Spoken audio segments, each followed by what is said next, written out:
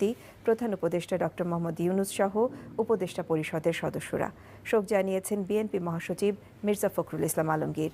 আজ বাদ এশা ধানমন্ডি বায়তুল আমাল জামে মসজিদে মরহুমের প্রথম জানাজা অনুষ্ঠিত হবে। মইদুল ইসলামের রিপোর্ট। অন্তর্বর্তী সরকারের উপদেষ্টা হিসেবে গত ৮ আগস্ট শপথ গ্রহণ করেছিলেন এএফ হাসান আরিফ।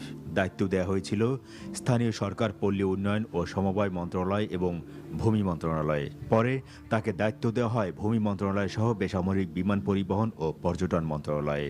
শুক্রবার দুপুরে হাসান আরিফ বাসায় খাবার খেতে বসলে হঠাৎ অসুস্থ বোধ করলে তাৎক্ষণিকভাবে নেওয়া হয় হাসপাতালে। চিকিৎসকরা জানান উপদেষ্টা হাসান আরিফের হার্ট অ্যাটাক হয়েছে। পরে মৃত ঘোষণা করা হয় তাকে। উপদেষ্টা হাসান আরিফের মৃত্যুতে হাসপাতালে ছুটে যান উপদেষ্টা পরিষদের সদস্যরা। শোকাবহ পরিবেশ তৈরি হয় সেখানে। উনি